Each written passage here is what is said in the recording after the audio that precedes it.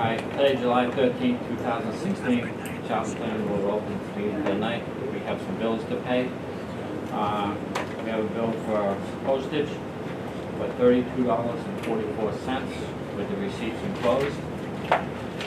We also have some bills from Graves Engineering. They are listed. Total of the 9 bills come to $7,495.95. All the invoices are here for correspondence. Do I have a motion to accept the 2 bills as read? So moved. Second. All in favor? Aye. We have payroll. Payroll is for Alan and Jane.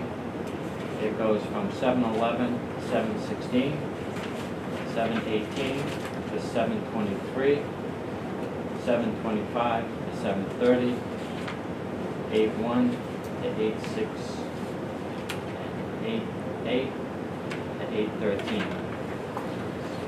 Do I have a motion to accept the payroll for Alan and Jane? So moved. Second. All in favor? Aye.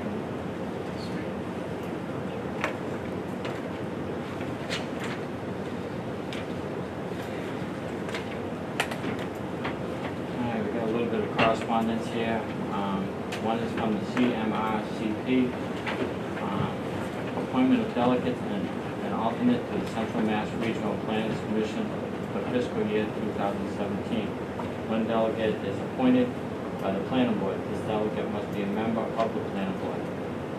Alan, who are we going to appoint this year as our delegate? I think you should stick with, appoint. The current delegate seems to be doing a fantastic job and seems to enjoy it. Okay. Seems to, at least.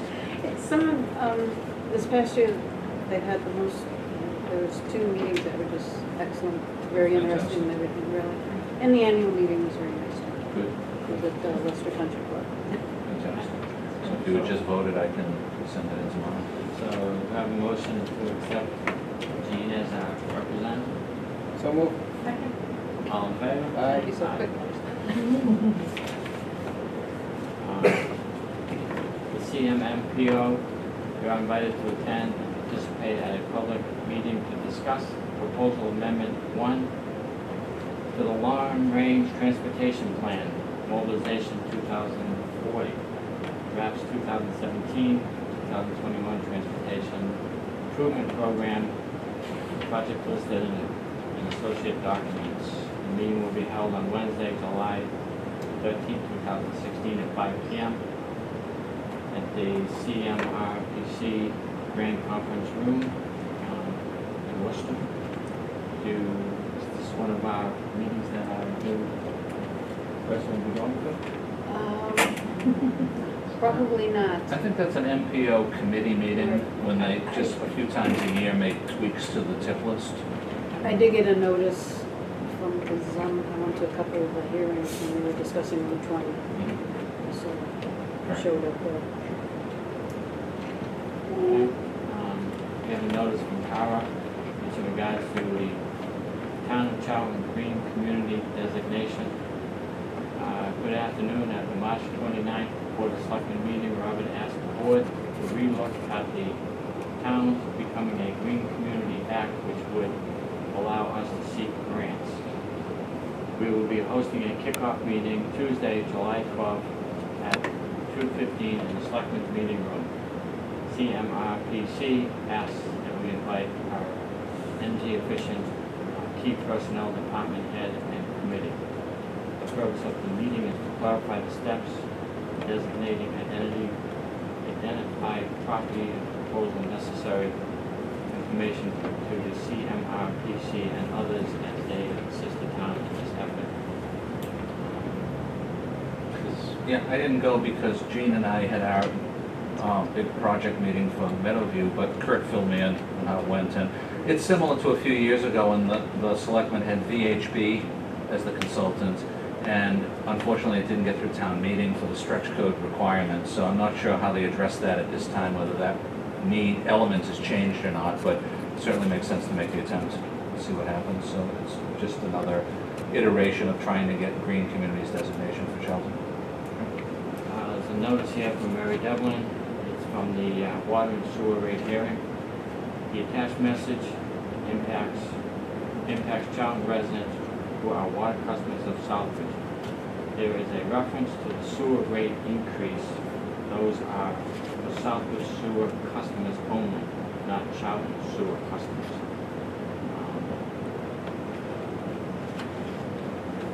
Southbridge sewer customers?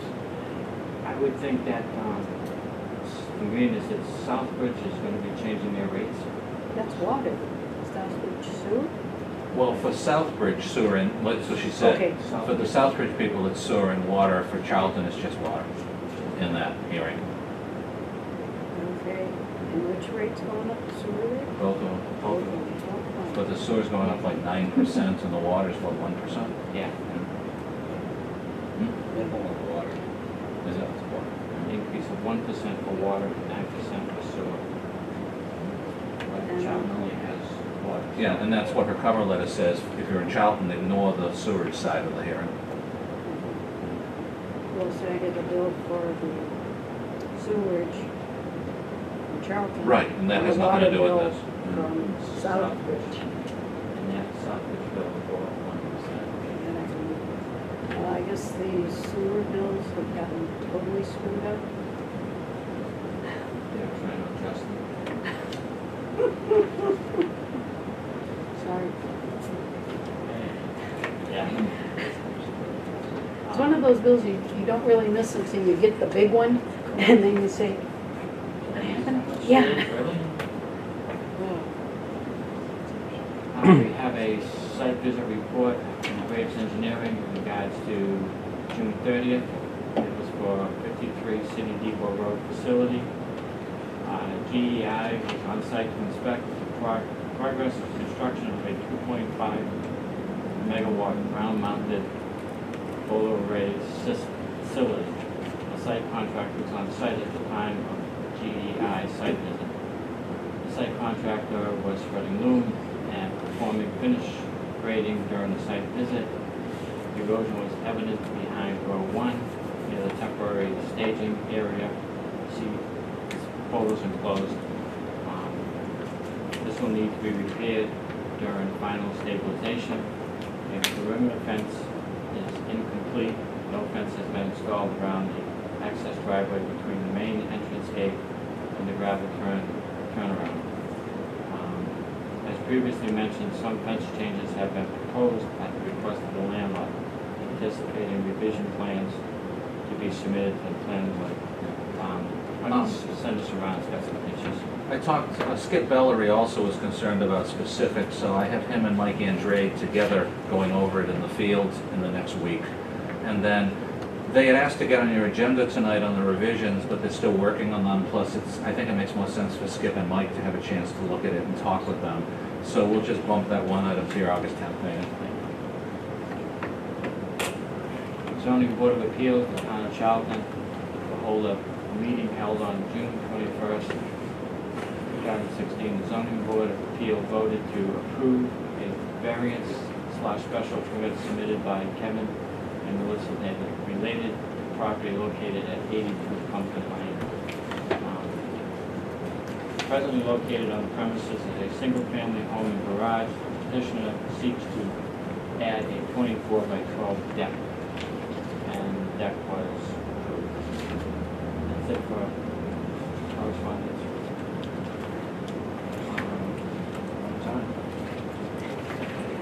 Oh, when you open the hearing.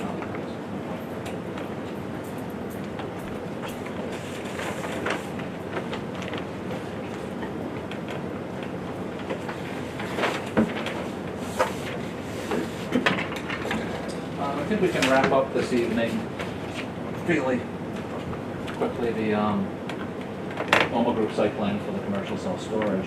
What you have before you is the revision that Jason submitted for his client in response to Mike's first peer review. And I've got three quick things to go over with the board prior to you considering closing the hearing. The first one, at your request, what Jason gave us, and I made copies, one for Jane, and then you could pass them around, is, you know, what would it look like? So from some industry information, a really nice graphic that he provided. And kind of looks like the one in Route 20 on Oxford, which I was picturing anyway. So you can take a quick look at that if you have any questions for Jason. Mentioned steel door roll-up, gets into some of the materials of it, and a couple of really nice photos.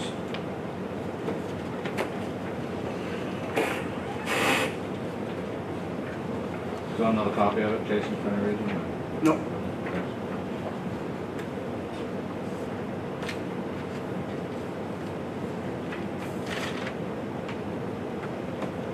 Yeah, we had some revisions that were gonna be. Yes, thank you, Mr. Chairman. I'll go over the Graves revisions very quickly, but before I get to it, I might as well go over, when we've discussed it, Jason and I, Fire Chief and Deputy Fire Chief Kurt Meskis' comments on the radius turns where we have that narrowed area. And I'll just hand out to the board Kurt's comments about adjusting some aisle width. And I think I can show you right here where I colored it up. The concern of the fire department is radius turn, and to get, not just width, but radius turn to get fire trucks around. They're willing to meet you part way and not adjust radius turn in between the buildings to get in and out, because that would cause a pretty significant reduction of the project, and they're not looking to do that. They feel comfortable that safety can be met by keeping the perimeter available for vehicles, and they can just get in with equipment and hoses and such. So the radius turn, and Kurt showed me today how he calculates it and everything. What it means basically is you've got a problem clipping here and clipping here and here and here. So what they're recommending basically is if the final decision drops this corner, not the whole thing, you know, that bin, but drops this corner right here, drops this corner one, they're okay. We're okay getting through there, but this clips because it goes down below. And they're okay for part of this, but not that corner. So again, if you clip, so you've got 1, 2, 3, 4 corners. If we drop that, then they can recommend approval from their perspective, and we're okay with safety to get around. And they'll waive the requirement to get radius turns in between buildings to get in between them. So that's basically the chief and deputy chief's recommendation. We're okay over here. These are okay to get by, no problem. And then I can go into Gray's review very quickly. Mike finished his review today of the revisions. Again, this is the second round, so dated July 13th, and I'll quickly hand it out. 5 copies, this one. And once you have it, I'll just quickly summarize.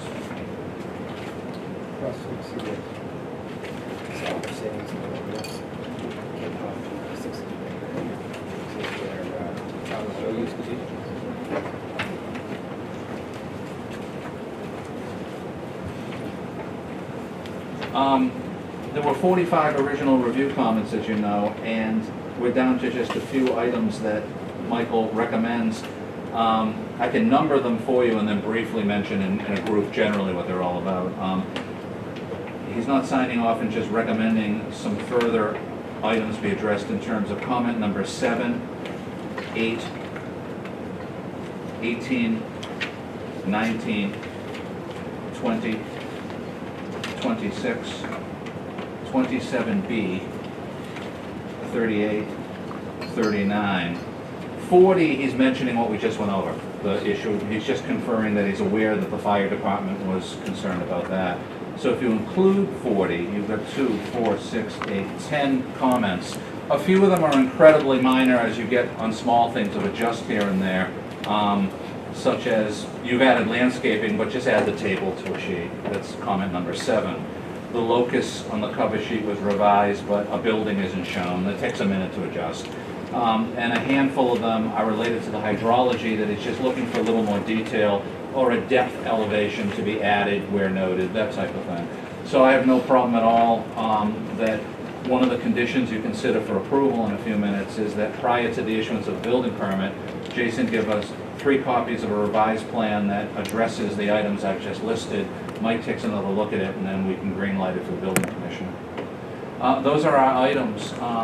Unless the board or the applicant has any questions, I recommend in a few moments the board consider closing the hearing, and I can present draft conditions of approval.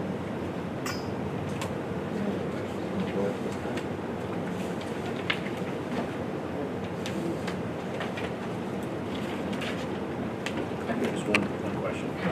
For comment 8, the locus plan, Okay. I'm going to show you what I did. I'm not really sure I understand. I mean, it's a 1 to 1,000 scale, and I did show the zone line, I showed the parcel, and I called out, each individual parcel, whether it's residential, Charlton Well, all those things. I mean, he's actually looking to see the buildings on these little tiny lots? I'm not really sure. Well, usually we have a few buildings that are the larger ones, not every single one, but obviously you've got a few abutting commercial buildings, Yeah. and if the radius includes, say, the bank or Mr. Lemansky's property, you'd show that in just a footprint. Show the actual building on these little tiny lots? We do get those on these, yeah. Right. I just add a few that immediately abut. Yeah, all right. Yeah, Okay. that's all. Thank you.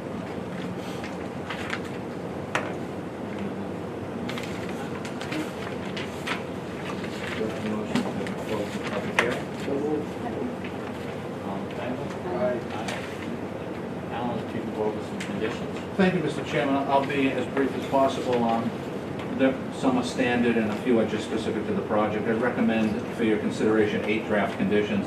One, a 2-year approval, which you do for everything, which just means within 2 years they apply for the building permit. That keeps projects active rather than people just coming in with ideas.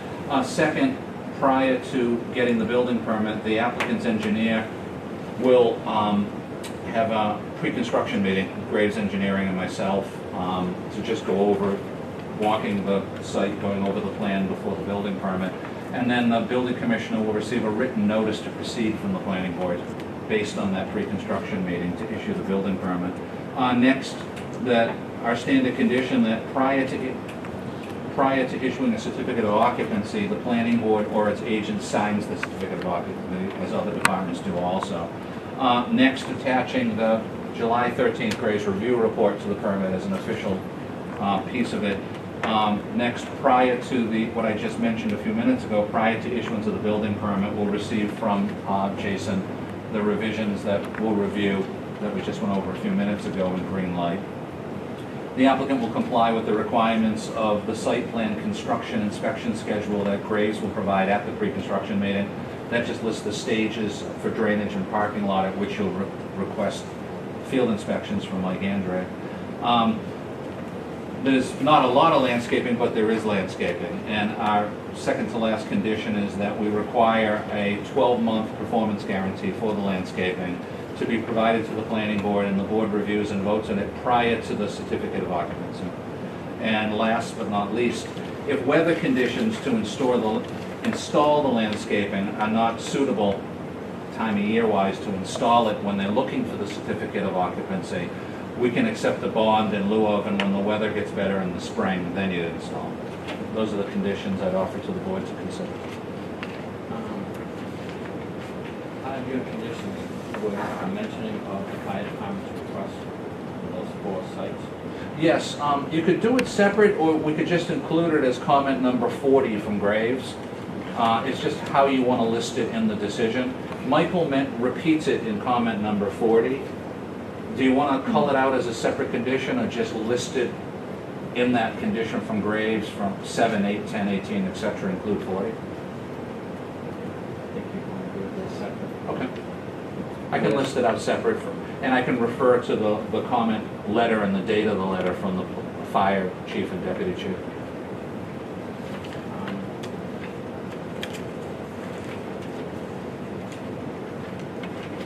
Any comments about the conditions and stuff that Alan read? Now, is it number 40 or 41? Because 40 talks about handicap symbol, 41 talks about the fire code requirement. Hang on Just wanna make sure. In terms of good point. Just to be sure we get that. Since it is, Yeah, 41. 41, okay. just make sure we get Thanks. it right. No, appreciate it. Yeah. by keeping it separate? Yeah, I'll attach the comment letter from the fire department, and as a separate conditions, I'll just refer to it and the date of the letter too. Absolutely, no problem.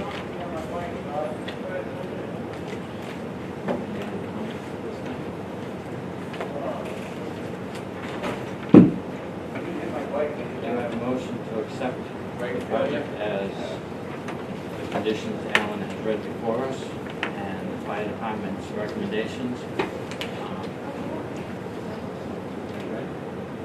So moved.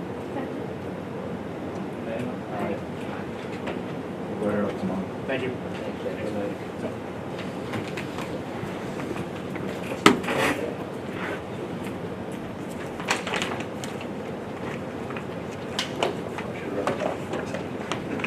Oh, you're fine. Oh, yeah, all of that is-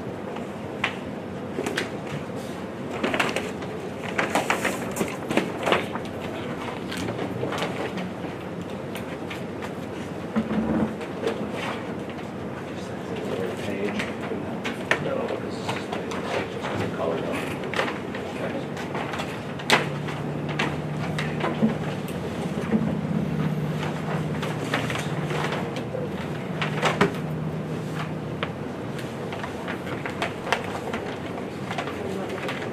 Okay, I guess being 7:25, we'll continue the public hearing for the McKay Street Physics site plan application.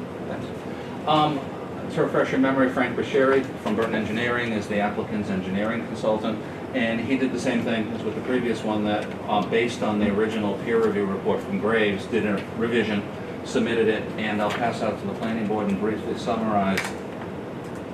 We received it yesterday, dated July 12th. Copies. And I'm not criticizing the previous one, but there's less items than the previous person's. We're only looking at 6 points, if I can quickly go over them with the board. One is comment number 8 is just reiterating what the board discussed at the last meeting about, it's the Board of Health's purview, but he's noting for the applicant's engineer, the issue about the septic and all of that, but I know you're dealing with them direct. It is outside the site plan, but he's just flagging it that he didn't see it on the plan. Number 10 is building elevation plans. We do receive them from applicants. I don't know if you brought them or you'll follow up with them. Here this evening as well as in McKissick's, and they're still in process of figuring out which building they're actually going to go with. I think they have a couple options that they're looking at right now, and so we don't want to bring something and just have it change it all over again. We do receive them at any time in the process. You can always provide it to us when you finalize prior to issuance of the building. Sure. Items 13, 26, and 28 are routine stormwater management. He's just asking for some more information on a few of the items related to the hydrology and the drainage. And item 27, if I could pull it out briefly. Item 27, he's just pointing out, it will come under the building commissioner's review, but he's pointing out, just because it's on the plan, that he's pretty sure you have to adjust the width of the handicapped parking space aisle under state requirements for width of handicapped parking Because you aisles. need required to have a handicap space here, you're required to have at least one van space. We did provide a handicap space, but the striping for a van needs to be 8 feet wide, and we had it 5 feet. So what we would do is just basically shift that last space down a little bit and just widen that a little bit. So that's readily addressable. And as far as, he also mentioned an accessible space on this, on the lower lot. And so I think what we do is just take one of the for sale spaces and stripe it. And so, and make one of them an accessible space and strike one of them so we lose one of the for sale spaces. So that's how we address the accessible issue. So to summarize, from the 28 original Graves Engineering review items from the first plan, we're down to just the 5 that, item 10, building elevation plans, 13, 26, and 28, which has some additional information on the stormwater hydrology, such as depth and flow information that he just needs, or he's recommending you put on certain sheets of the plan. And then what you just went over, which is item 27, those 5, which again can be a condition, as we discuss routinely, of prior to issuance of a building permit, we get 3 copies of it. Graves would review it, and it's either fine or we'd require it to be addressed before Kurt issues any permit.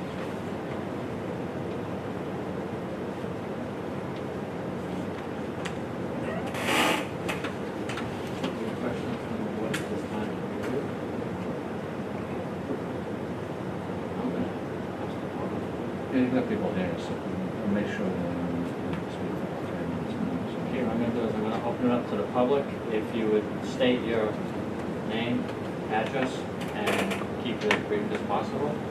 Anybody in the public have any comments? Lisa Sears, I just wondering, so does this sit now, or are they bringing it back again? Oh, sure. This would be it for this particular permit. Okay. This is site plan review that they need to do before a building permit. So they'll be done with the planning board, but now they have to apply to the building department for building permit. Is conservation, did you trigger anything with a conservation permit? No. And you'll just go to Board of Health for anything related to Board of Health, but this is it for the planning board. In the field, just so you'll understand, where does anything go? It's just like any other project. The planning board's engineer will oversee and supervise the site construction that we're talking about through this permit. The planning board's engineer is from Graves Engineering in Worcester. He'll work with the applicant's engineer. The building commissioner will be out there quite a bit too. So you'll see those people, building department and planning board engineer in the field, monitoring, inspecting at different stages. Was there a concern at the first meeting of lighting and stuff like that for the neighbors? I know it was brought up and you answered it. I don't. I think what we were gonna do was motion lighting in the impound yard. And as they indicated in the first meeting, that, you know, it's, they only have, is it every third week you're doing for the police? So it's only every third week that, you know, they'd be using the impound area. And, you know, how many calls do we get in a typical week? You know, some during the day, there could be an occasional one at night, and really it's to drop the car in there and then that's it, so. So there is lighting for safety reasons, but we don't expect it to be on all night. It's not being used. Was there a concern at the previous meeting when you had vegetation screening? I believe we had addressed that with the arborvitae's. I believe it was right over here. And so there's an existing shed and there's a garden that actually crosses over our property line. So we're proposing some vegetation to fill that in. Do we ask for a bond on that stuff, Alan? Yes, we do. Yeah, even if there's a minor amount of landscaping, it's routine, we'll require a 12-month performance guarantee. And again, a condition if the weather's off, you know, you can get your occupancy, but we'll just take a performance guarantee for the spring zone.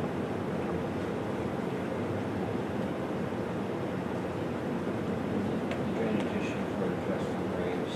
Yes, those 3 items are just finishing up. We always get a few. We gotta items. tighten it up a little bit. And one of the concerns in comment 28 is that, you know, we model, everything comes down to the roadway. There are some problems in Griffin Road. So even though we show that we're matching, you know, peak flows for existing, you know, the concern is that right now it all sheets down, and under the proposed conditions, there's a point discharge at the corner. And so the way I plan on addressing that is actually steepening the back side of the basins a little bit, the cut side, if you will, making that a little bit steeper to make the bottom of the basin slightly bigger. That'll allow for more infiltration and will further reduce the runoff. And so that'll address that comment 28. We're not going to fix the problems in Griffin Road with the drainage that we're doing. It's not going to fix it. Griffin Road will still have some drainage problems. I don't want to represent it that we're not going to discharge anything from the site or anything like that. But we will be improving from our site anyway. But I don't want to make the claim that we're going to fix any of the drainage problems in Griffin Road. We hope that it improves it, but there still might be some problems in Griffin Road itself. The construction plan of this project is, the first goal is to get this upper half done first, correct? I forget exactly.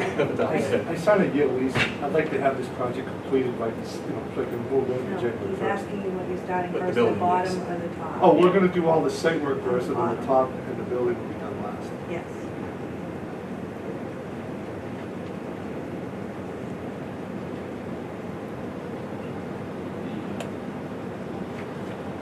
Basically, the lengths for any of the length of the motion sensors. The neighbors use. Any other comments from the public at this time?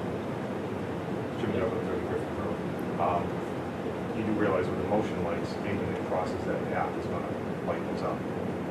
So that could be a continuous problem. I mean, most motion lights have adjustable sensitivity so that, you know, if a bat flutters by, they don't go off. A bigger object will set them off. Because it's cars going by, they constantly, so I'm concerned. Right, so it wouldn't be for cars But this is, well, cars in the road would not be setting the motion sensor lights up here. No, those are basically from someone trying to come in and take a car that's there or something like that. So there would actually have to be something active. Can you point on that board? Oops, sorry. So the motion sensor lights are going to be up in the impound yard area. And so, you know, it would basically need, these aren't going to be motion sensor for this area. Those are just going to be on timer, so, you know, whatever time of day they'll shut off at 6 o'clock or something like that. You know, so wintertime you'll need them, summertime you won't. These will be motion sensor, and cars aren't going to set them off. Could a deer wandering through or something set it off? Sure. But cars won't set the motion sensor lights off. And if they do, they're pointed in the wrong direction. So That area is enclosed anyway, it's fenced in. it's fenced in. So, Yes. it's just gonna be really vehicle to set it up. Yeah. Like I said, you get bats and birds kind of flying around, and sometimes those can sound. You can adjust the sensitivity as well. you know, is it gonna be planned for hydrants? Because as of right now, there's nothing on the street. There's no water main to tie into.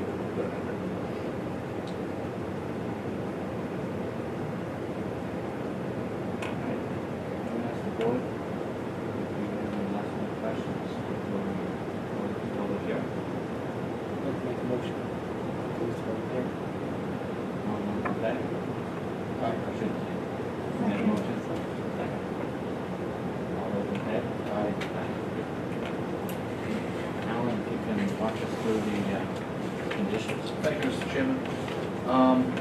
First condition is routine that you do in every single permit, that it's a 2-year approval, which means the applicant must pull the building permit and complete the work within 2 years. If they go beyond 2 years, they need to request annual extensions. Second, prior to the issuance of a building permit, again, they need a pre-construction meeting at the site with Burton Engineering and the planning board's engineer at the site to go over everything and go over the schedule for inspections and double check the conditions of the approval.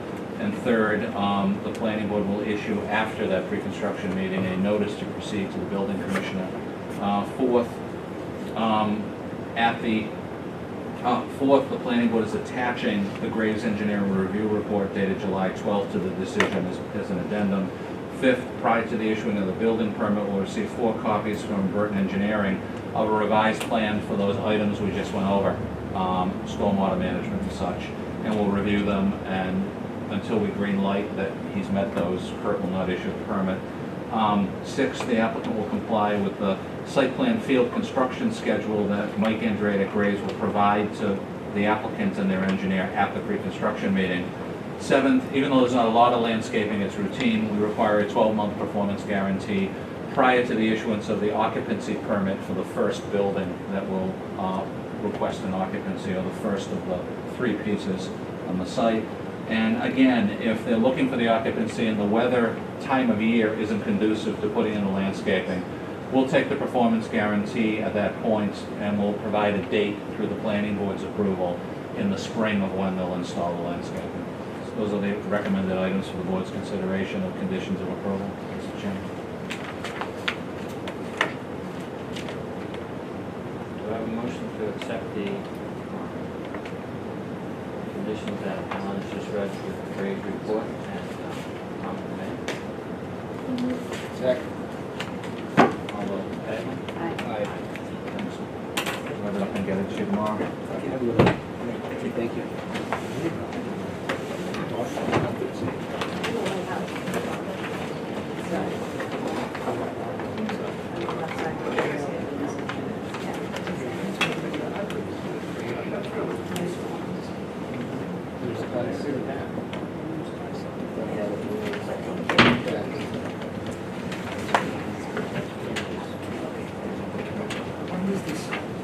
When does this actually come into effect? It's approved now, is a 2-week waiting period? Yes and no. There's a 20-day appeal period under state law that someone could appeal, but you can move forward with everything during that at your So I own can start, risk. I can start now? Well, you can start by going to Kurt Miskus now. You don't have to wait the 20 days to meet with Kurt, find out what you can and can't do in prep, and even apply for the building permit. So you can go to Kurt starting tomorrow. If anything happened with an appeal, Kurt and the town clerk would just freeze everything. So it's 20 days from today? 20 days from when I file it tomorrow with the clerk. Okay. So 21 from today. But in the meantime, Quick. during that period, you can go to Kurt now, pre-application, I've never ask been him up the road. questions, ask what you can do for site prep without the building permit. And then he can even take in a building permit during the appeal, he just can't issue it. Okay. Yeah, so you can talk to him tomorrow, Sounds good, thank you. no problem.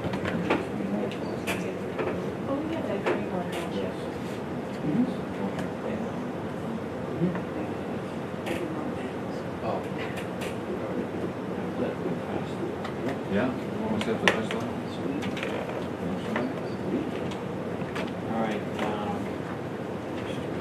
still on time, 7:35. Just rain on the ball tonight. Summertime. Summertime meetings. Yeah. Alan, you get your notes together, you want to Sure. go over the next item? Yeah, the next one is the Complete Streets Program, and what we put in your packet was a draft Complete Streets policy statement. And to refresh your memory, some state grant programs and stuff, you just put together an application and you apply for grant funding. But the Mass Department of Transportation's brand-new Complete Streets Program, which we'd like to get some sidewalk money for sidewalks in the center of town here, requires you, I call it BJ's Wholesale Club version of planning. You have to kind of become a member of the program, and they certify the community as a Complete Streets participant. So that's stage one. Stage two is then designing your sidewalks, and stage three is applying for the money.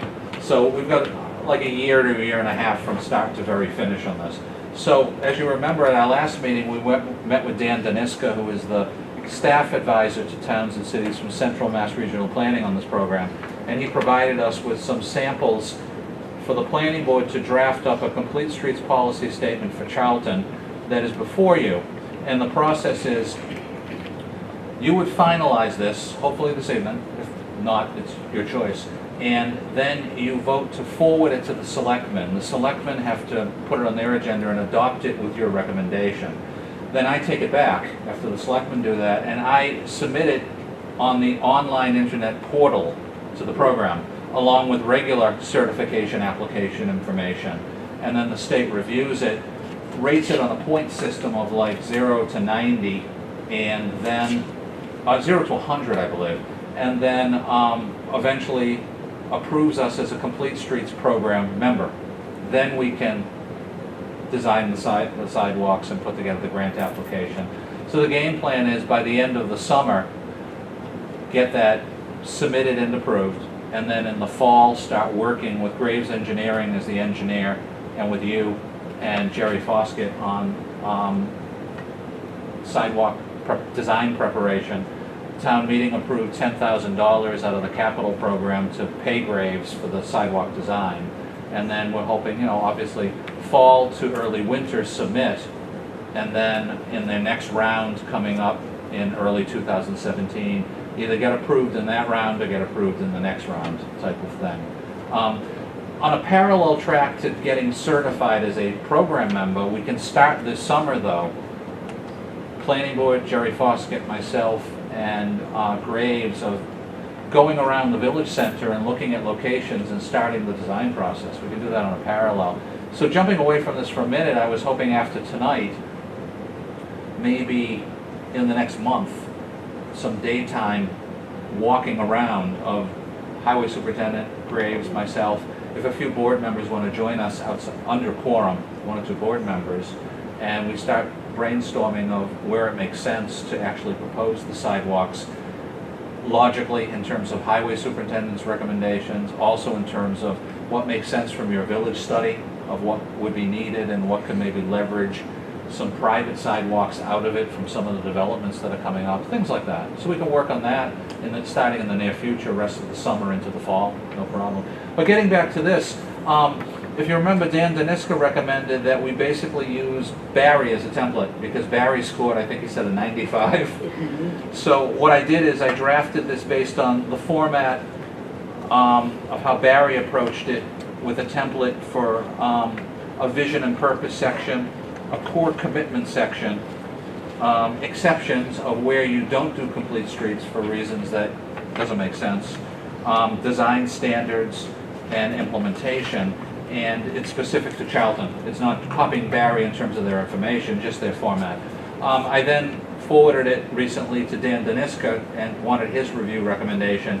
And he only recommended that in the first section, village and purpose, the 3 statements, he says they seem to like at DOT that each of those statements would start with the legal whereas. So for instance, the first one says the purpose of Charlton's policy for complete streets is to accommodate all road users by creating a road network that meets the needs of individuals utilizing a variety of transportation modes. He recommends we start it by saying, whereas the purpose of Charlton's Complete Streets program hereby is to accommodate. So I can make those little changes. That's all he's recommending. One thing, I just thought I'd point out 1 or 2 things. What they recommend from DOT, and which Barry and other communities did, and I clearly plugged it in here because it's recommended. If you turn to subsection 4, implementation, under item 1 in that section, it recommends that the town government create a working committee called the Complete Streets Committee that will include a member of the planning board, building commissioner, highway superintendent, town administrator, and any other members deemed appropriate, to ensure over time, as time goes by, that public streets, as they're renovated, as they're expanded, as they're redesigned, include a complete streets element. So for instance, hypothetically, if they're rebuilding a public street, as part of the design process, that committee would review it, and maybe they recommend applying to the Complete Streets program, say in the year 2019, if that was going on, for some sidewalk money, or money to include a bike lane in it. That's what that committee would do. They're not reviewing and approving, you know, Jerry's work on public streets. It's just if, say you're going for a grant from the state, or there's tip list money that they need some town comments, they could say, well, we'd recommend also you try to get some money to add some complete street elements to this existing road. It's that type of thing. So it's an ongoing thing.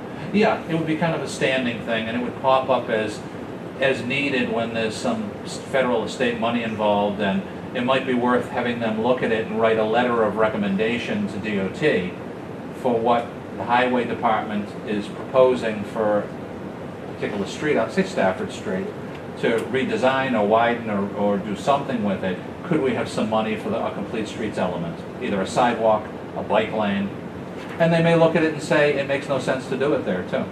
But they want that type of a process to get blended into communities as the years go by, and that's why they ask that you put that in the policy statement. You also use money to like upgrade some existing sidewalks?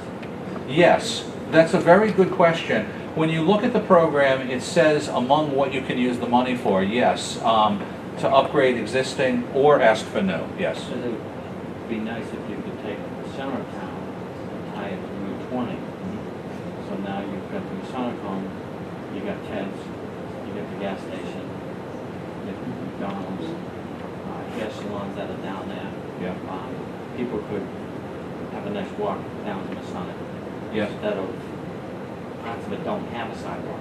Yeah. Good point. It would be recreating that, tying those 2 sections together. Sure, and that's what they're hoping to help us with, that type of thing, People exactly. walking. Yep, sure.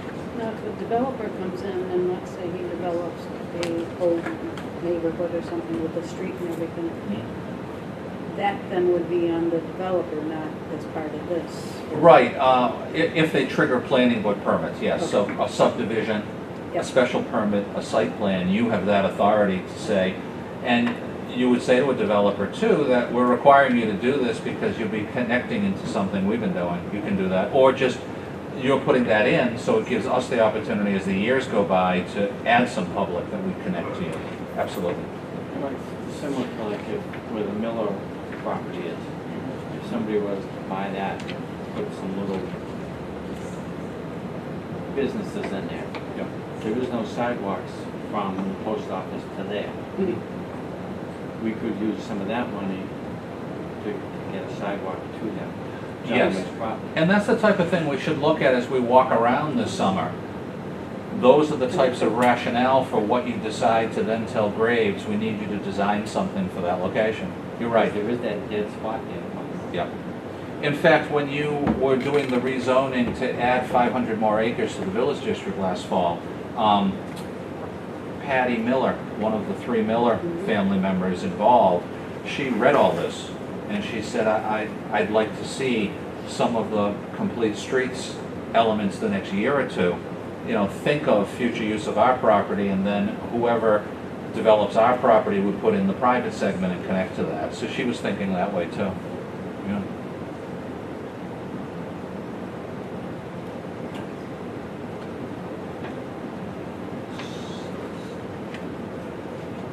So do you need to tweak any part of these wordings, Alan, in this draft? The only tweaking that I'd have to do is, if you turn to the first page under vision and purpose, for those three statements, Dan just recommends that we just start each of them by saying whereas, because it's kind of a legalese thing, the format.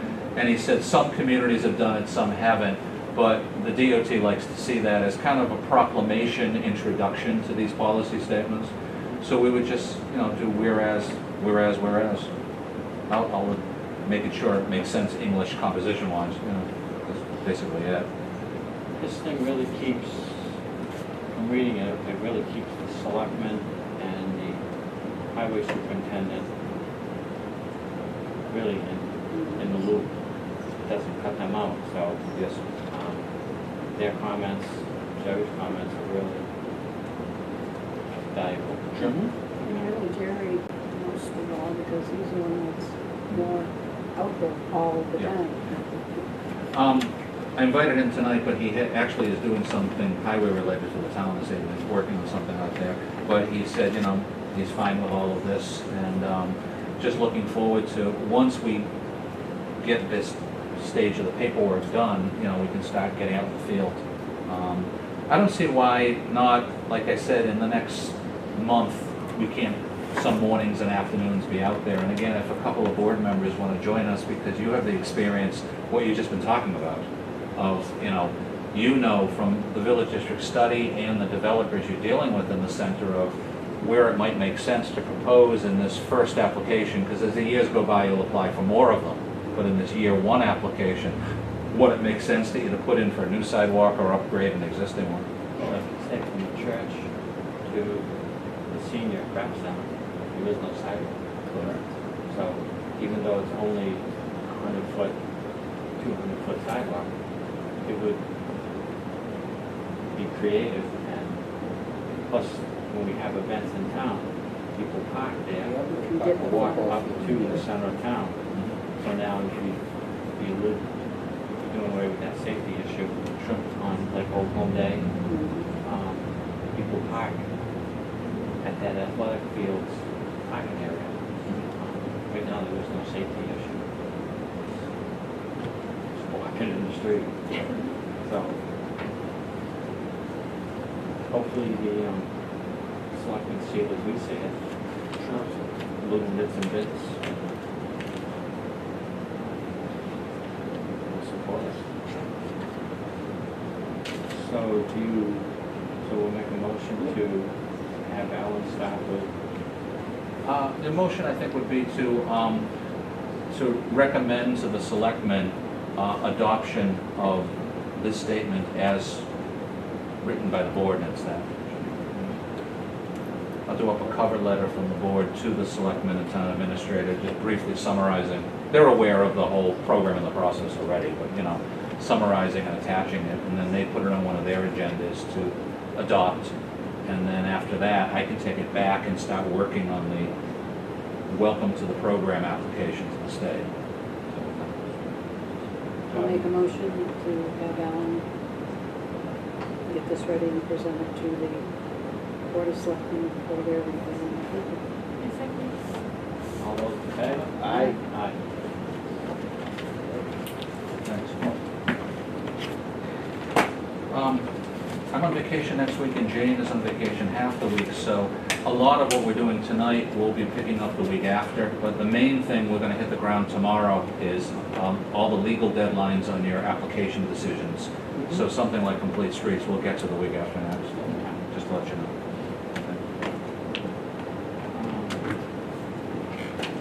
You want to move on to 7:45 Central? Sure. We've got a few planning board permit administration. The first is, we have a request from, if you remember Mass Megawatts, I don't know if anyone was on the board back then. I think I was here working for the board and that was it. Remember John Ricker, he was a WPI professor and he set up Mass Megawatts Wind Power Incorporated. And in Mr. Bailey's field, Yes. yeah, they did the contraption, the experimental thing. And he gave us a deconstruction bond, the way the solars do, and they've taken it down. So initially, he took it down and he came to us and requested getting on an agenda a few meetings ago to release the $5,000 plus interest. But Kurt and I went up and inspected it, and he took it down very nicely, but he needed to restore the property. So he went over it with Mr. Bailey's, what he wanted, and then he did it. And then Kurt and I took a look at it the other day, and I met with Mr. Bailey's too, and he's very happy how he loamed and seeded. So here's the request from John Ricker as president of the company to release the $5,000 that's held with interest. It's in a cash account with the town treasurer. It's funny without referring to this. I did notice that the other day, that the meter at the side of the road was empty. Yeah. And I drove by that way Sunday, I said, I can't see it no more. Yeah, it's I gone. figured it was vegetation that covered it in. It's in a hike to get up there. You don't realize how far up into Mr. Bailey's property it is. It took me a while to get up there. Yeah. Was it ever successful for him? Or? It was successful to learn, but it really didn't. Apparently, it was a demo he designed. You know, he's an engineer and a professor, and he learned from it. But he was honest. He said, wind in New England is very difficult, and he's shifting his whole company over to solar. He's just leaving it. So I don't think it really worked in terms of providing much, but it was a it was an experiment, basically. We'll just read this as it is. Oh, sure. Dear members and planning board, Mass Megawatt Wind Power Incorporated removed the wind power structure at 189 Dresser Hill Road in Charlton, comprising of 4.31 tons of foundation-related concrete, 3,120 pounds of metal, and 1,800 pounds of other material. We request the release of the $5,000 placed as a bond for security for ensuring the wind power structural removal at the end of its useful life to be returned to Mass Megawatt Wind Power Incorporated. The $5,000 is placed in an escrow with the town of Charlton. And you've said it's already been reviewed by Kurt and everybody? Yeah, Kurt went over it, I went over it. I met with Mr. Bailey's because he's the landowner and he's very satisfied, very diligent. They put in a lot of loam, they did a lot of seed that they bought from Valley Green Charlton. Yep. And it's in very good shape. Do I have a motion to accept this letter as read? So moved. All in favor? Aye. This will really be our first bond that we've released. The first disassembly bond for anybody ever. Yeah, we're holding a bunch of them, but this is the first to release, to give back. Yeah, one less. The town treasurer, I went over it with him and he said, yeah, I have a separate account that's been earning some interest and he'll just give it all back to him. I think he has to put it on a warrant and just to get a check issued. Pronika's going very well. It just amazes me when I go up there of how many people are working, and I always say I give Hometown Bank and Mike Mallett a lot of credit. 3 items to hand out for you on Ponican. The first, field adjustment drainage modification that Mike Andrade is recommending the board vote, his recommendation this evening, and I'll hand it out and really briefly explain it. He mentions that they discovered recently that with the first construction of the road that they're reconstructing, the original drainage, some of the drainage infrastructure was put in too high. And they want to propose to lower some of it to its proper grading. And he summarized that in a couple of paragraphs to you, and there's an attached letter dated June 21st that mentions from the engineer for the bank what the specific elevations will be to adjust some of the drainage. And Mike says it's routine, but since it's different from the original approved plan, it needs a planning board vote as a field modification. And they want to change some elevations? Yeah, of some of the drainage. Is Mike going to be supervising the changes? Oh, yeah, yeah, Mike is out there these days at least twice a week. Yeah, he'll inspect it all, he'll finalize it all, and he'll put it in writing. Take a minute and Yeah. read that letter.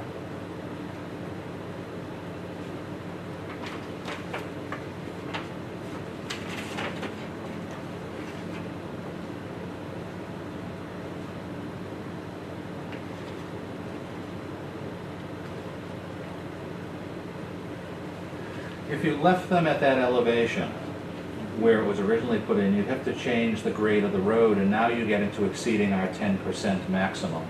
So instead, we keep the road grade and steepness the same way, it doesn't get any worse, and they drop the elevation. That's in layman's terms of what he's recommending.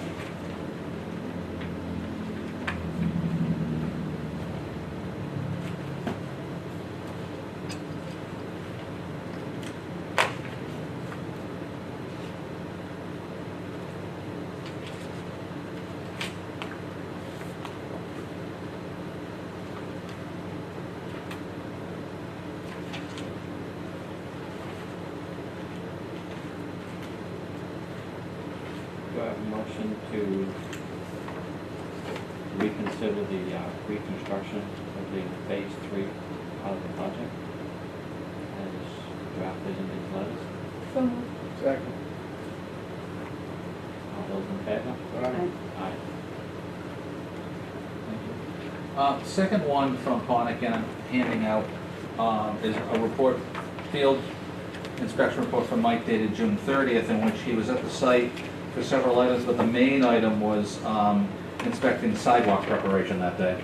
So you'll see that as listed in here as details. And again, in this particular report, everything's fine, and if you flip beyond the first page, you see a couple of photos that he put in of a couple things that he saw that day out in the field. And the bottom photo, you see again how much road there is. This is incredibly lengthy. And again, it's good that the bank is willing to not abandon the project from the previous developers dropping it. And the third handout is from Monday, this past Monday, July 11th, in which the main reason Mike was out there was to witness as they were compacting the gravel base for that lengthy road. And here's here's 5 copies of that. So if you add these to your ongoing file from the past several months, you can see bit by bit, it just keeps coming along. This road will be dead end someday, right? Yes, yeah. There is one through section. The main one going up the hill is a through section. But the side off of it will be dead ended. Yeah. The hill, going up the hill will connect right through. Yeah. That would be the final phase many years from now. Certainly not going to be the next couple of years. And the goal is to get some of the asphalt down, start selling some house lots, Yes. then continue through with that. Yes. Yeah, they wouldn't do the continuance through until they build all of these house lots along this section. They haven't even commenced a push-through section at all, many years from now. Town wouldn't accept that, it's a halfway project, right? No.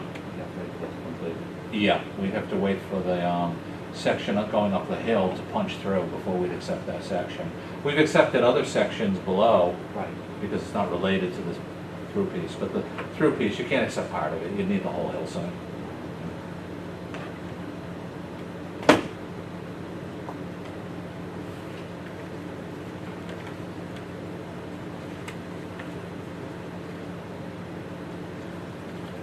You need to make that recommendation, vote on this. No, that's just for your information. I'm sure by the next meeting we'll have 2 or 3 more of them.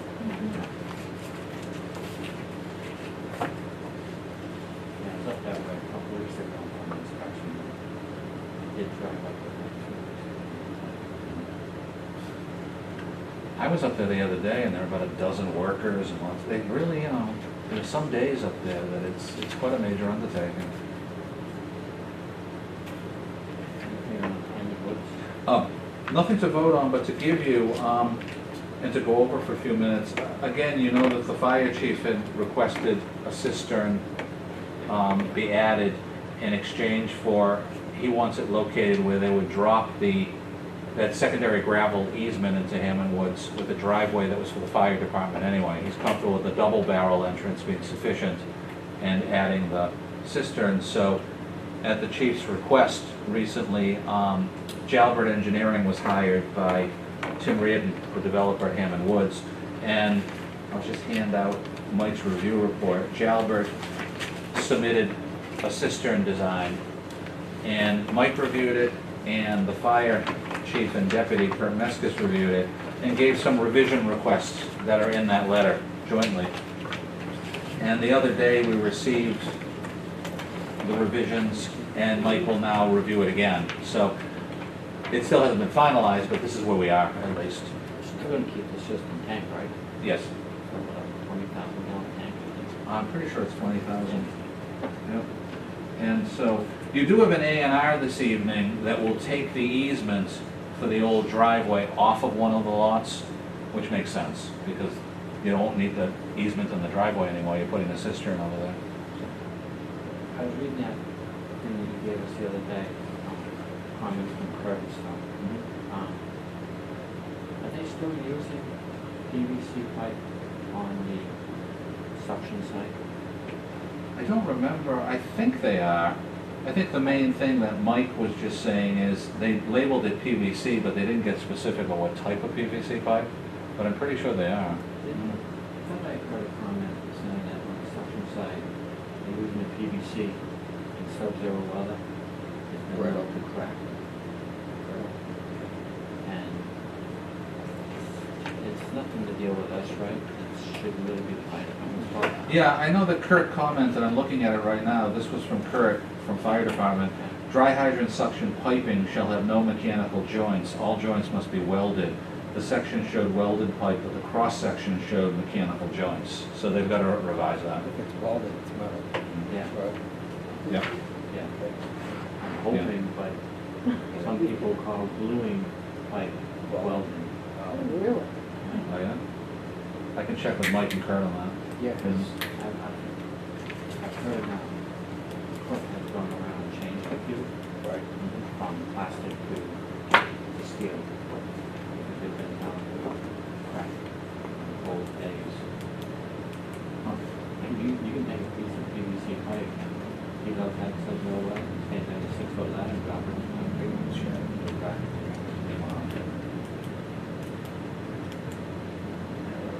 That's really their call, that's nothing to do with us. Yeah, it's the Fire Department, but we want to review it with them to make sure that when you finalize it, they're satisfied.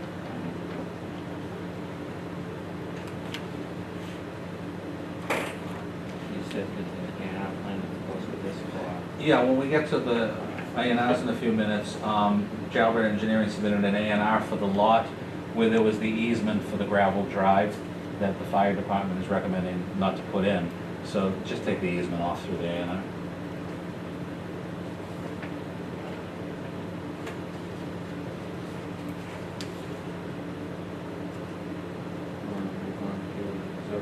Yeah, 0 Point, again, asked to be put on the agenda, but since Mike Andrade and Skip Bellery as the property owner are gonna go over it to make sure that all three parties, landowner, 0 Point, and planning board's engineer are on the same page of where the fencing is being adjusted, they asked to be they asked yesterday to be continued to August 10th.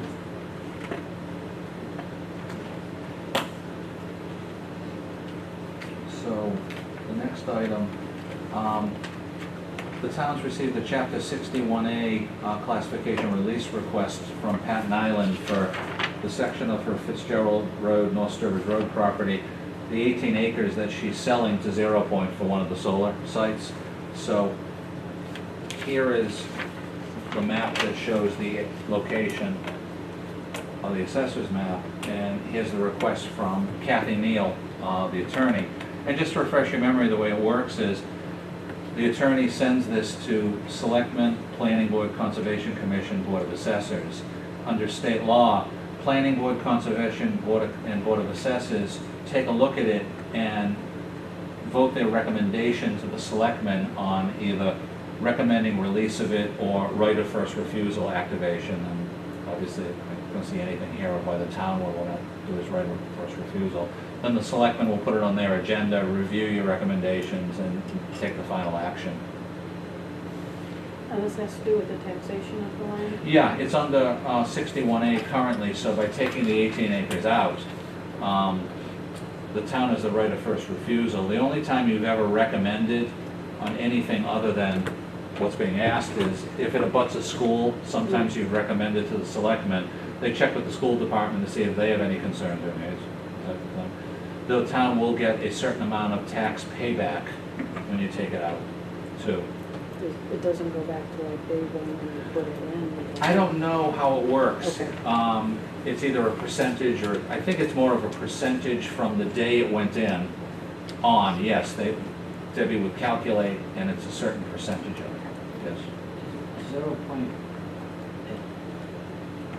is this gonna be one solar farm and then another one down here? Yes, the difference is they're buying this particular one. Yep. So in order to complete the purchase, it has to come out of the 61A for the conveyance. Will they be back to this 2 acres? Only if those pieces are in 61A, and I don't know if they are. But if they are, even if they're leasing it, it'll have to come back. But so far, all they've asked for is this, so I'm wondering if maybe the other pieces aren't in 61A, or they're doing these one at a time. So that was 0 point? 0 point is the buyer, yes. So But- they're actually buying the property? Yes, 18 acres, yes, 18 acres. yeah. But since Mrs. Nyland owns it right now in 61A, it's her attorney and her that is Take it making the out. request.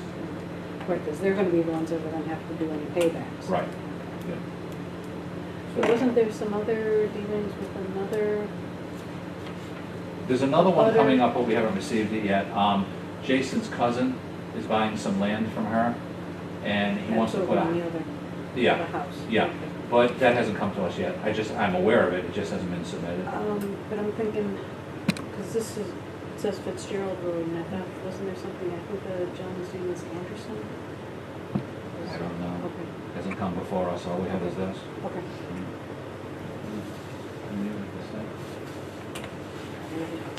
So we Hopefully. vote tonight to say that we don't have a problem? Yeah, what you would vote is your recommendation to the selectmen that you have no problem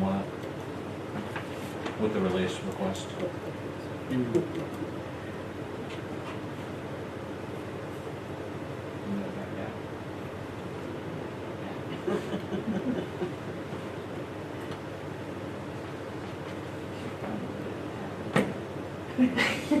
Just go out at night, it's a corridor.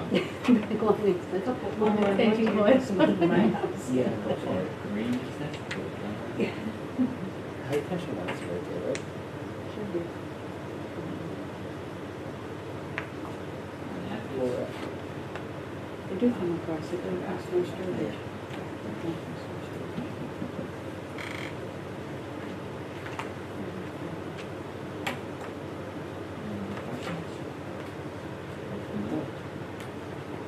Yeah, yeah, no problem. nope, no issues. Do I have a motion to make a recommendation to take that particular?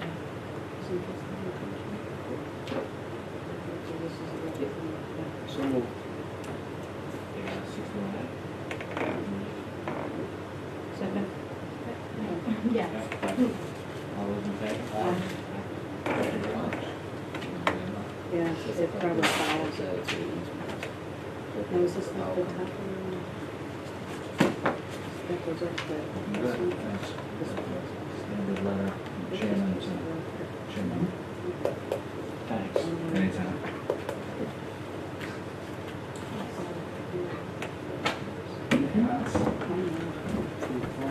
Stop by and see it.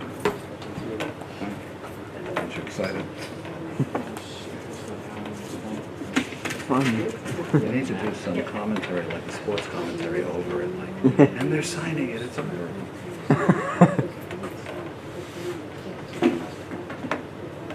That would be good. Yeah, sure. Run it by Drew before we go. Kathleen Womansky submitted the first A&R on Blood Road, and it's the last few lots on that side of the road from the larger piece that you've signed previous A&Rs. Lots, and correct me if I get any of the facts wrong, lots 2, 3, and 4. Rick Parra brought it in, it complies with the 175 feet of frontage for each, and well more than the minimum acreage of 60,000. There's 3 acres in one, 4.2 acres in the next one, and 3.78. Rick also handed to me just to show you, so you get a feel of where they are, of the lots you've created in the period previous A&Rs, both north and south of it. So it completes that side of the road for A&R creation. There's property that they own on the other side, but this takes care of this end. You just looking at, Just those 3 lots. but how's the frontage? Yep. The acreage. Yep. Any other questions? Are you using all your shoes? Do I have a motion to accept the A&R plan for, Blood Road as shown before us? So, second. All in favor?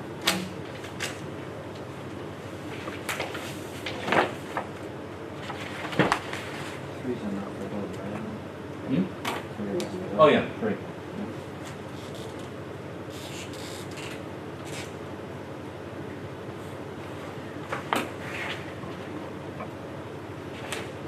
We'll change the date before it comes up wrong.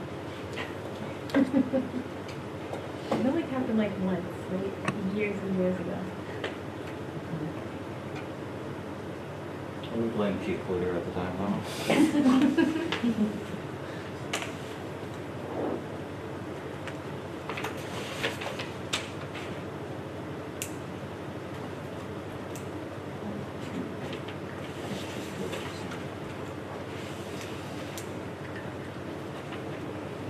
Looking at 3 A&Rs at one meeting in a while.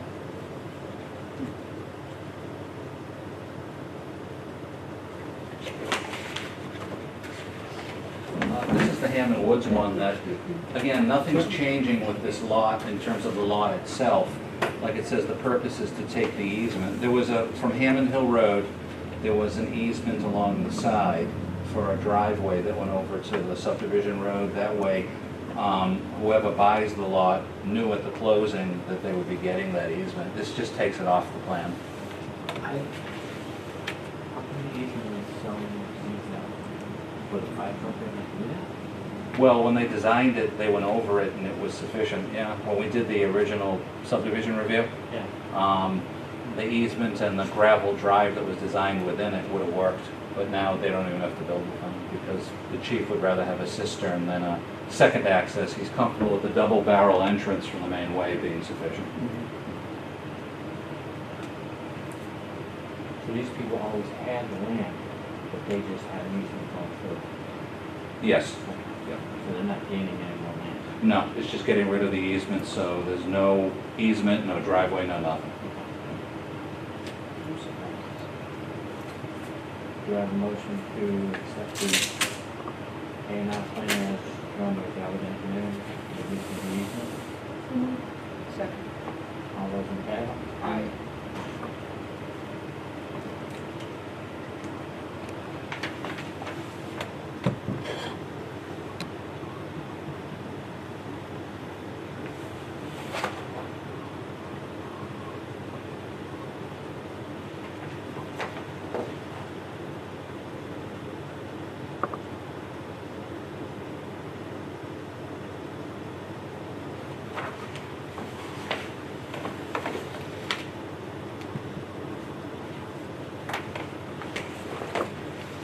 It smells.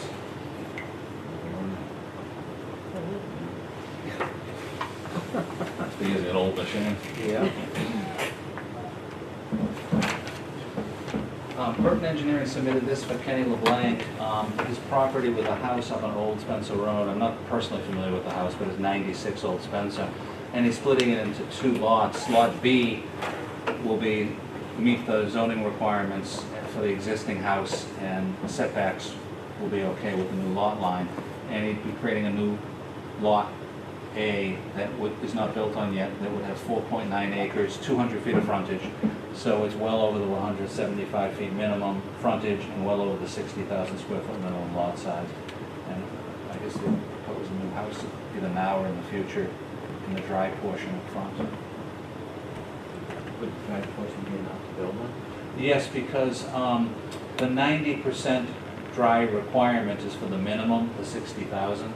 So he definitely has no problem with that much acreage of dry calculated on the lot, so be able to put something up.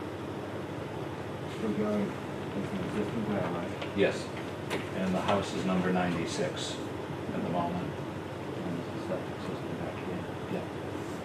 It meets the setback? Yes.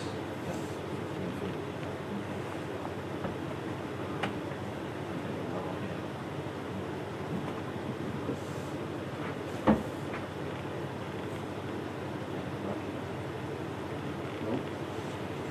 Do I have a motion to accept the K&R plan for Old Country Road and Brown? So moved. Second. All in favor? Aye.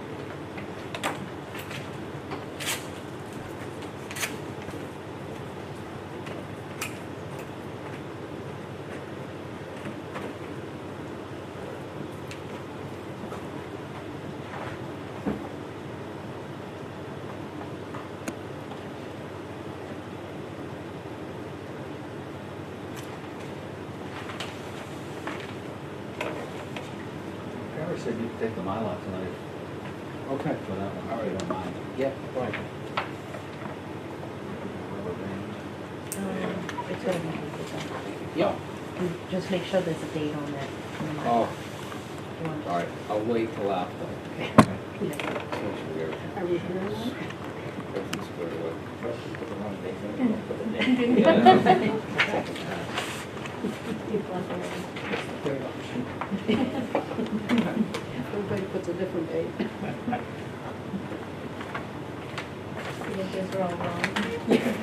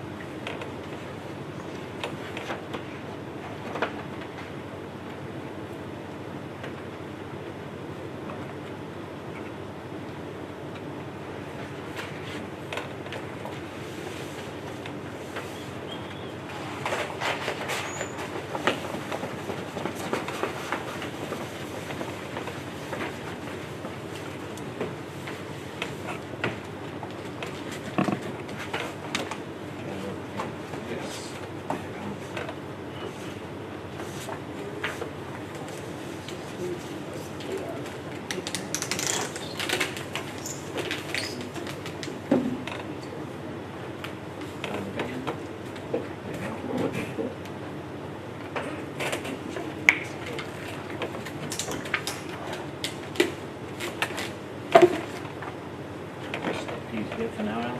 Sure. That'd be great. Training will take care of him.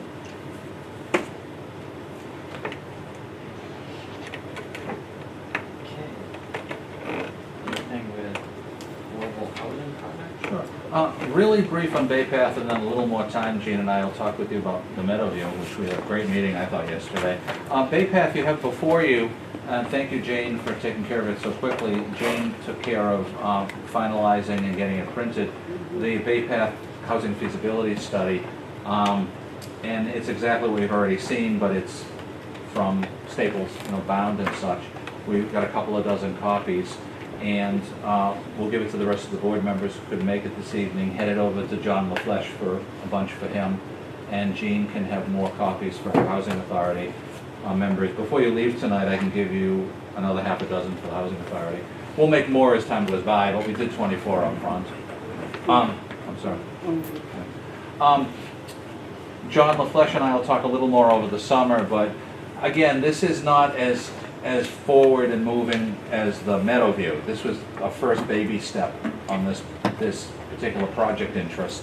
So most likely, according to John LaFleche, we'll go back again in the fall on one of his agendas and talk further, now that the study is complete, with his building committee members and his fuller board members. But this was just a feasibility study which shows you what's what and how it could go about. And it would be nice if it progresses in the future, but our main priority in the foreseeable future is moving Meadowview into actual construction. So, but that's where we are with this. So I'd like to get back to you in the fall after John and his board and I, and whether it's Bill Scanlon or Mike Andrade if they wish, meet over at Bay Path and talk further.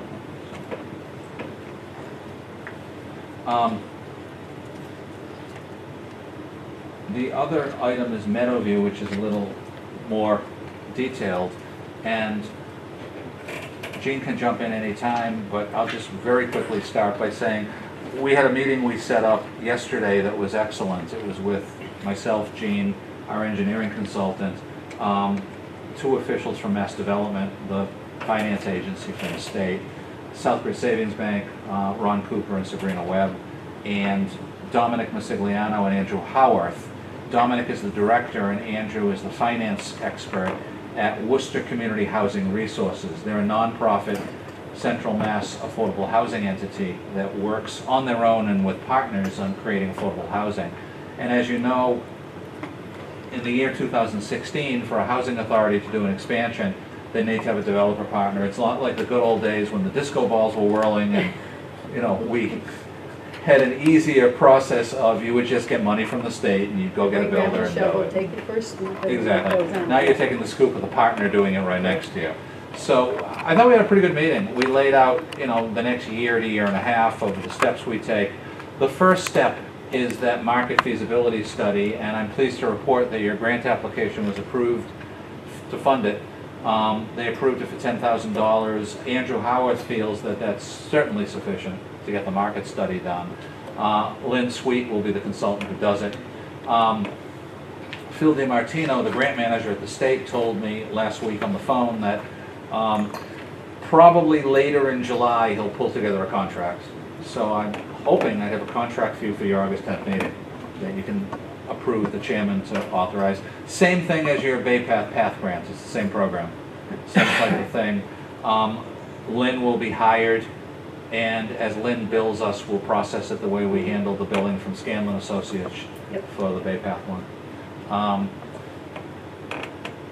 I guess that's what I wanted to throw out initially. I can say a few more things about the project and the meeting, but if you want to say anything or any questions from your point of view from yesterday's meeting. No, the main thing is just trying to get all the players together and straight who's going to be doing what and when and everything.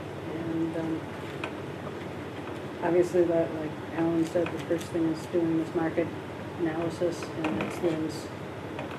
And she will be, probably that's next thing of submitting the scope of work from her. Yes. Okay. Yeah. It sounds like best case scenario from... Revised scope of work. Yeah. Best case scenario, it looks like probably August, September, October time period for that. She's the consultant on that. Then the bigger project consultant, Rick LaFortz, who is the consultant the state requires, will take that, put together the full application, what they call a one-stop DHCD housing application, put it all together for Planning Board Housing Authority, and the consultant will then submit it to DHCD and Mass Development, both agencies. The bulk of the funding will come from Mass Development as a tax credit bond and all that stuff, while a smaller percentage will be actual cash from DHCD. Southbridge Savings Bank was in the meeting because Mass Development will work through a local bank on the tax credit bond issuance, and they've selected Southbridge Savings Bank for that, so they were at the meeting.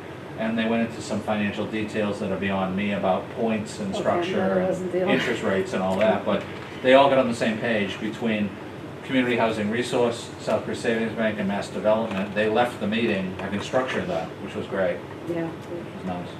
I was touch and go there trying to follow some of that. Yeah, they lost me, but at least the three entities in the project that need to agree. Agreed. That was all that mattered.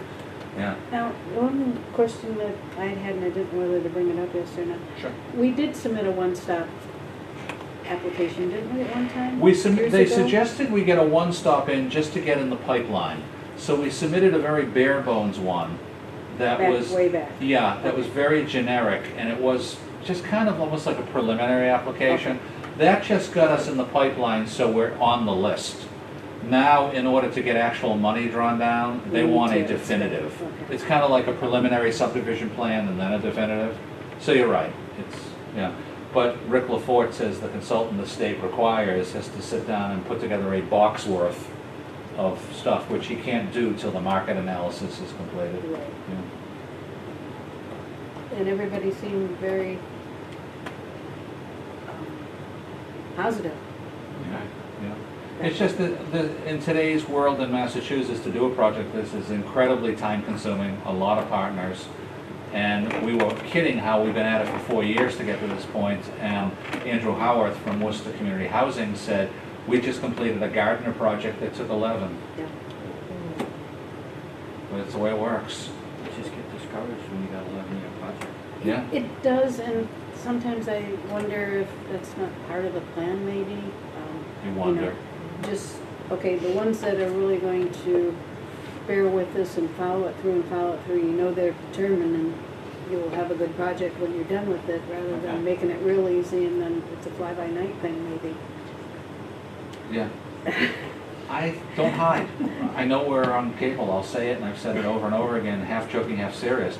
This is why you don't see much affordable housing in the Commonwealth of Massachusetts.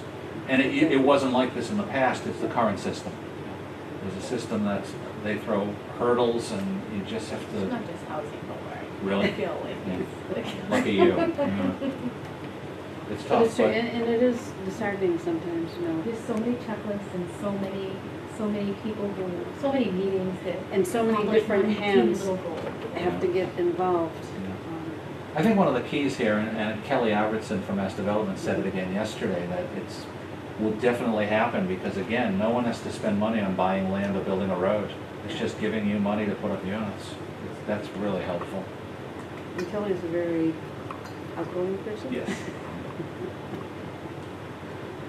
They're also doing the financing package for Treehouse. So Bob Seeger from there was, you know, he'll be doing both projects. He's handling a lot of Charlton these days for us. So. And he's the one where the son was moving. Across the street from you? Yeah. Yeah. What a small world. Yeah. Yep, cool. One of the Mass Development That's how- officials said, oh, my son is living in Charlton right now, and it turns out across the street. Wow. Is that the house way down in the driveway? Yes. You take the big long driveway Yeah. and then the owner of that house has built another house like across the little road, across the driveway. Okay. Yeah.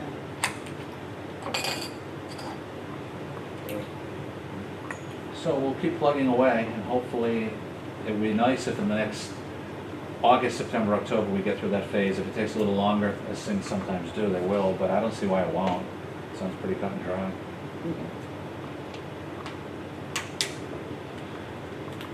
Okay.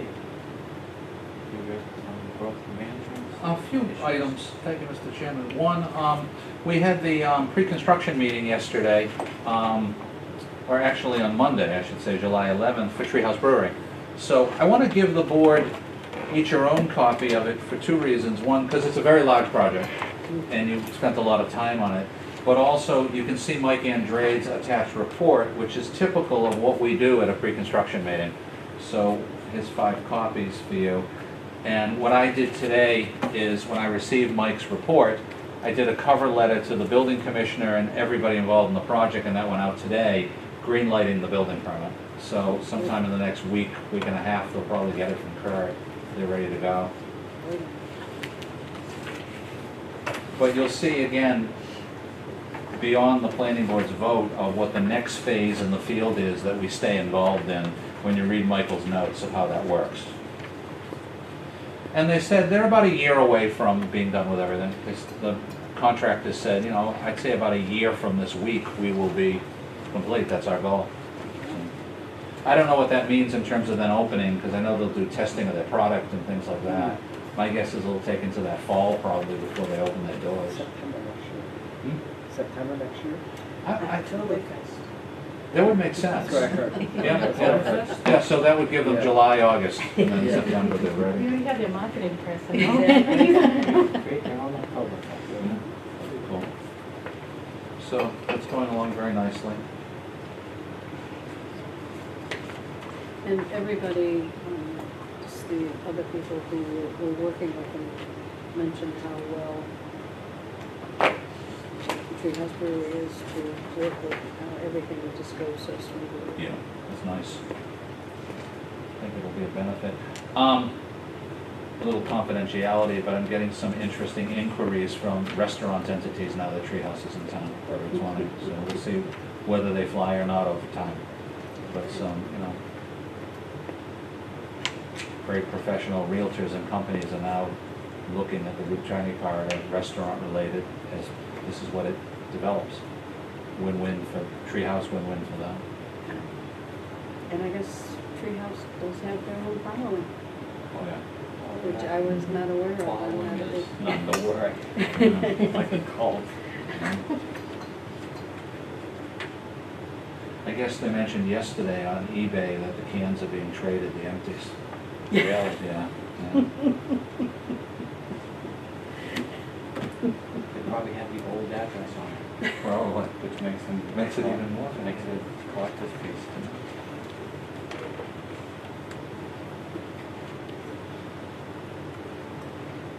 They still gotta go before the state DOT for the road part, No, they're all set. That was because it's a driveway permit? right? Okay. Yeah, yesterday we went over at the site, they've got their DOP, their DEP project number, and they've got their DOT approval for the Wow. driveway. Yeah. That's what they said at the site. They could post all that.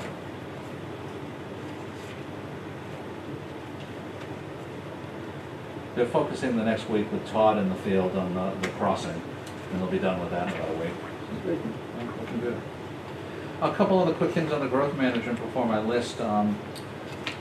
Again, on August 10th, Mark Grabowski, the attorney, will be in your agenda with McClure Engineering, and at that point, they can go public with the company that wants to expand in town that needs a zoning overlay at the October meeting. Just a heads up there. I wanted to give you, Mike Andrade did one of his review reports for where they are right now in the field for the National Grid Power Secures Snake Hill Road, Carpenter Hill Road corner solar, that they are then selling Power Secure when they're done to National Grid. And just wanted to flag one item for you, not a problem at all, but just to be proactive. That's what we had trouble with, they didn't wanna sign Yeah, the decommissioning. right. Okay. So that's why I wanted to bring this up. What Mike did is, and I talked to Kurt Meskis about it, who confirmed what Mike says is, more or less the facility is complete, but Power Secure and National Grid have not then moved yet into operation. They haven't completed a connection off the site into the grid, and they haven't gone to Kurt for a certificate of occupancy. So now would be a pretty good time for a friendly letter to Becky Flickinger, the manager of the project from North Carolina, Power Secure, attaching this and just saying, just to touch base to avoid any problems, because we had that issue, we're forwarding this as a status report and reminding you of three things. One, you still have landscaping to complete. You've done some landscaping, but not all of it. Two, prior to Kurt issuing a certificate of operation when the time comes, we need that bond that they didn't like. And we'll also need a landscaping bond, which they had no problem with. So I think if you paper trail it at this point, there won't be any conflict or headbutting when the time comes that they come forward and say, we'd like to connect and we'd like to get an operation. They will either have provided that already or they already have been reminded that we need that. So I think a friendly reminder couldn't hurt, given how they got a little heated at the public hearing review stage. She seems pretty good. She's worked with us. She flies up from North Carolina sometimes. This Becky Flickinger, she's the project manager for them, for Power Secure, the company that's flipping it to National Grid. No, you could just direct me to draft up a letter that I can provide. I can sign it if you want, the chair could sign it, whatever you like. I don't mind signing it as a day-to-day staffer working on it. All right. So then, Yeah, just That remind way them it about goes the a follow-up. decommissioning. yeah, yeah. Because Kurt will remind them if we don't remind them first that he can't issue a connection until we get that. And, you know, and that's something that can slip right by. Oh, yeah. Who would, Kirk can't think of everything, Yeah, exactly. and that's, A million things that's going on. when that could really slip by. Well, no, then they're ready to connect and Yeah. you say, nope. I did receive today from Brendan Gove at Zero Point a proposed decommissioning bond for one of his projects that Graves will now review, and it'll get on your agenda for August 10th to accept it, but I'll probably give that to them as a sample. Yeah, can't hurt. I could even attach that and it couldn't hurt to really bulk this up, attach the Carpenter Hill Road one from Nexamp and the 0.1 one to give her 2 samples. That would be pretty good. Okay. Sounds good. And it also shows that everybody else is doing this. Yes. Yeah. Good We're not, point. we're not the only task.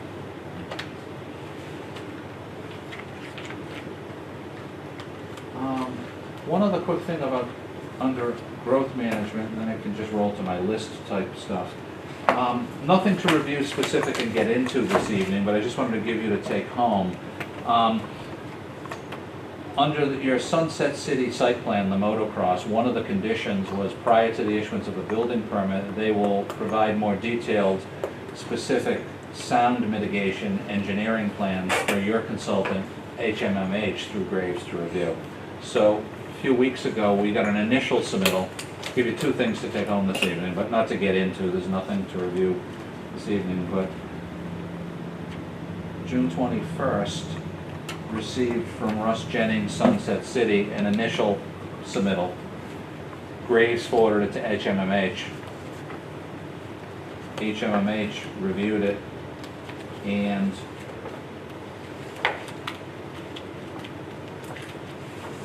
basically responded, I don't have it here right with me, but responded with a 2-page review that basically says a couple of things. One, you're heading in the right direction with this type of design.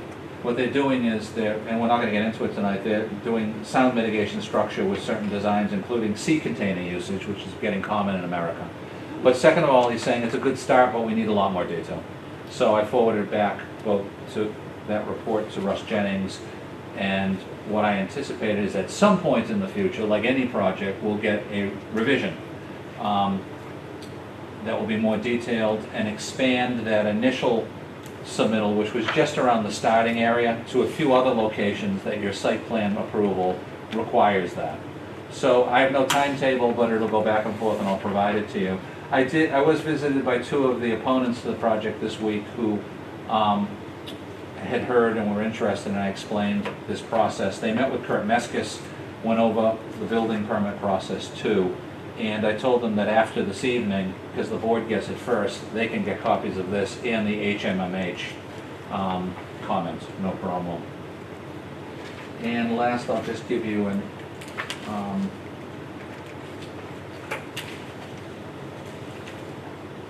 give you that along with it to take home with you, and that's it. So nothing else to discuss on that this evening. We get into anything more on that. Quick question. So-called sea containers, these are steel Yeah. containers that are decommissioned, no Yeah. longer in use. I read a planning report recently that said there's over 600,000 of them in America, and they're getting used for regular engineering. And Mike Andrade from Graves said it's amazing. They're being used for housing construction. They're being used, in Rhode Island, someone has used them to create a warehouse out of these that meets that town's zoning bylaw.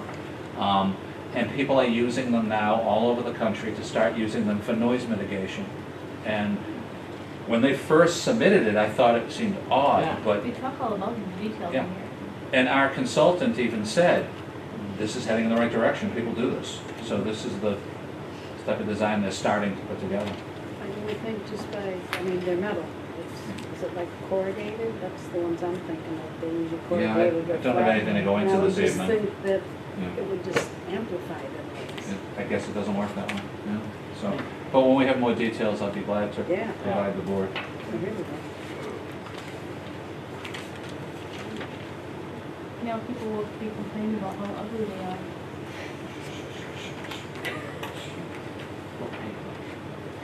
Green. Camouflage. You could do a lot. You could do a lot. You can advertise. Sell advertising.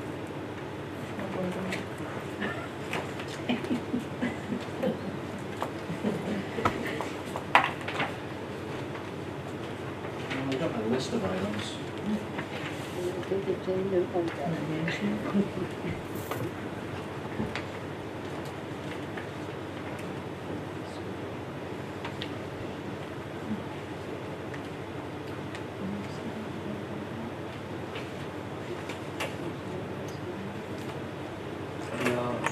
Roll into my item. I don't think, Yep. some guy did a housing development on apartments in Concord.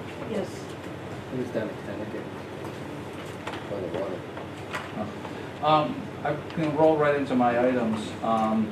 We've covered a few of them just now, but SBA has been very diligent in trying to move forward the flag replacement for both cell towers, the Route 21 and the Dresser Hill one.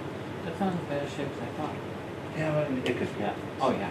and they looked at it and they agreed. Yeah. So, yesterday I got a call from the staffer who handles it, and his main thing was, he's working with his wholesaler to get new flags manufactured because the backup flags they used in the last round. So, at least they're on top of it, we're in good shape. So, I'll keep an eye out and let you know. I already mentioned the August 10th meeting of Mark Grabowski.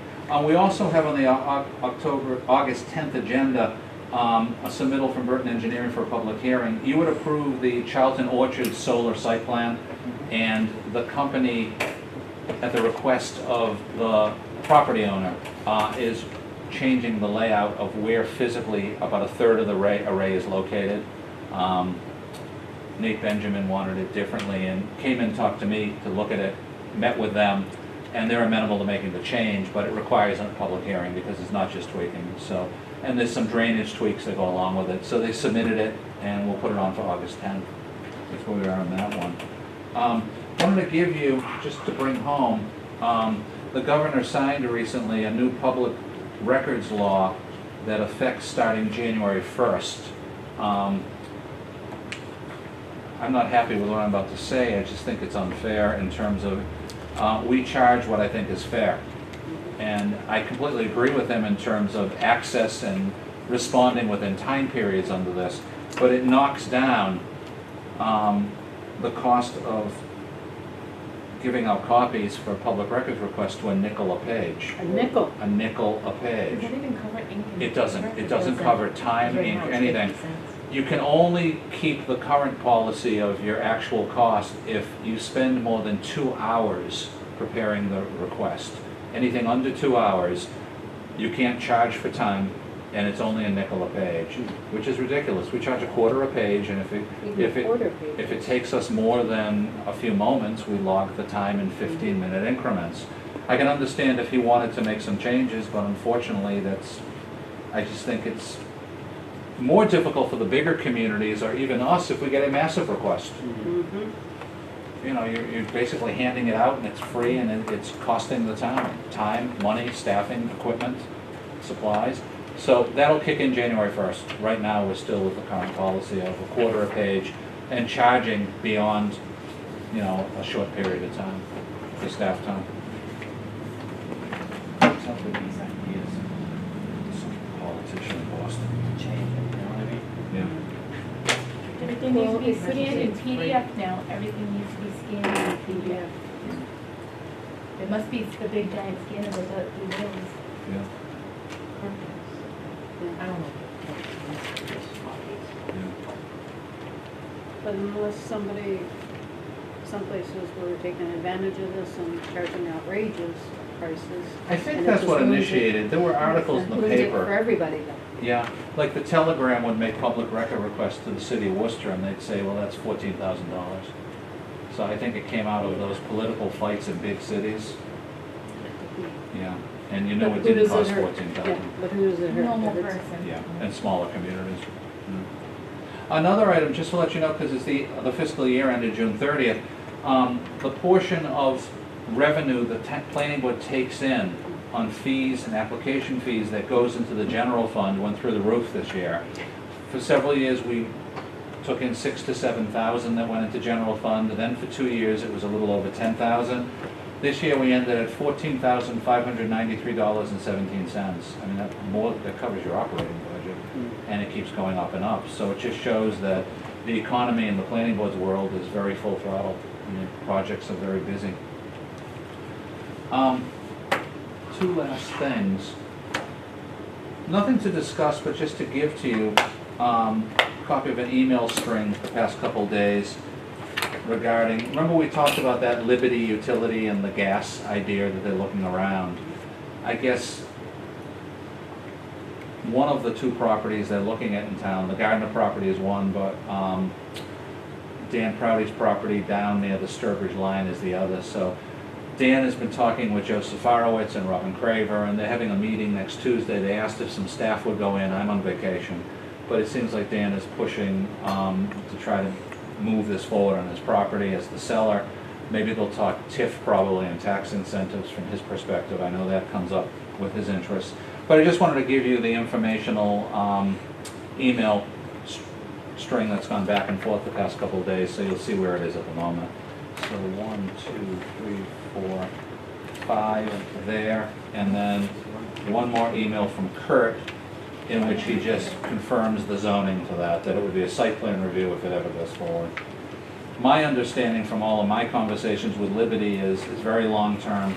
They're not coming back into our world if they do it, but it seems like Dan is initiating some conversation and meetings from his interest as a potential seller of the property.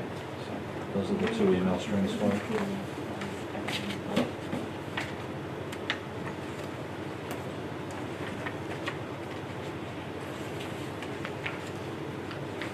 And those are my items for the moment, Mr. Chairman. Thank you.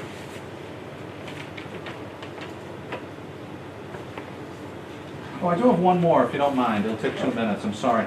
I missed one. The chairman and I have talked about this, just to get the board in the loop. Jason Du Bois, the engineer, had come to me and to Kurt Meskis and said, here's a client from Dudley who recently bought the house on Maple Street between the back of the bank, Country Bank, and the sewing center. And the gentleman said to Jason he'd be interested in proposing it as a coffee house or sandwich location. Well, Kurt and I both explained to Jason, I went over and looked at it to visualize it again, you don't have room for parking. And even if the zoning bylaw says a use is allowable, that doesn't mean you waive parking or drainage or site requirements. So Jason said, well, what if you limited the occupancy to 4 or 5 people? And I said, that's not real. No one is going to do that and then turn away customers. Plus, please look at the zoning bylaw for parking. So maybe he can come up with a small parking lot, but I highly doubt it. You've got like 3 spaces in the back of the current house for the 2 tenants in the house.